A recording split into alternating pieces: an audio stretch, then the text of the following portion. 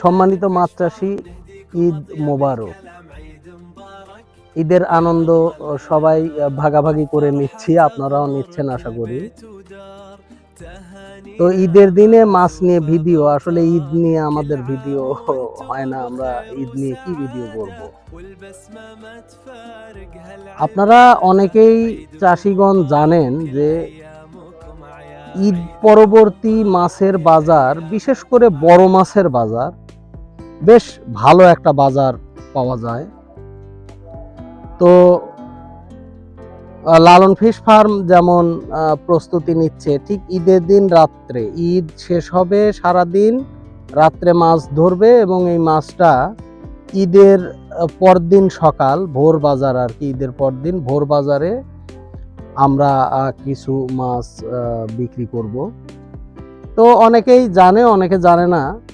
ঠিক ঈদের পরদিন এবং তারপর দিন মাছের বাজারটা বেশ ভালো যায়। তবে সেক্ষেত্রে মনে রাখতে হবে, বিশেষভাবে মনে রাখতে হবে যে বিশেষ কিছু আইটেমের মাছ, এবং সেটা বড় মাছ, এই মাছটাই ঈদের পরদিন ভোর বাজার বা তারপর দিন বেশ ভালো বাজার মূল্য পাওয়া যায়। তবে মাথায় রাখবেন যে অতিরিক্ত পরিমাণে মাছ আবার যদি ঈদের পরদিন বা তারপর দিন আপনি মার্কেটে উঠান, তাহলে কিন্তু আপনি মাছ সেল করতে পারবেন না।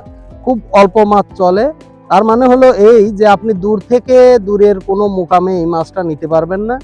আপনাকে চেষ্টা করতে হবে আপনার যে লোকাল বাজার, সেখানে খোঁজ খবর রাখুন। যদি ভালো আড়তদার হয়, আড়তদারের সঙ্গে যোগাযোগ করুন।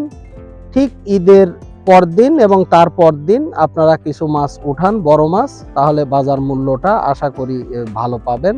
লালন ফিশ ফার্ম উঠাবে ইনশাল্লাহ। আর সম্মানিত মাছ চাষিগণ, আজ এ পর্যন্ত। আগামীতে মাছ চাষের অন্য কোনো খুঁটিনাটি বিষয় নিয়ে কথা বলবো। আর এই যে সঙ্গে দেখুন যে ঝড় হয়ে গেছে, শিলাবৃষ্টি হয়েছে, আমাদের প্রচুর ক্ষতি হয়েছে। লালন ফিশ ফার্ম তো কিছুটা কৃষিকাজের সঙ্গেও সম্পৃক্ত, আর আমরা নতুন কৃষক। উল্লেখযোগ্য দেখুন আমাদের কলা গাছগুলোর কি দুরবস্থা হয়েছে, একদমই দুরবস্থা। অতিরিক্ত শিলাবৃষ্টির কারণে। তো প্রাকৃতিক দুর্যোগ ঠেকানোর ক্ষমতা আমাদেরও নেই, কারো নেই। প্রাকৃতিক দুর্যোগ হবে, এর মধ্যে দিয়েই আমরা সকল প্রকার চাষ এগিয়ে নিয়ে যাব। আসলে এমন পরিমাণ কলা গাছগুলোর ক্ষতি হয়েছে যে দেখুন পাতাগুলো দেখে যে কি মনে হচ্ছে, এটার কি বলবো। তো মাছ চাষি, ঈদের দিন, আজ আর এ বিষয়ে বলবো না। ঈদ মোবারক।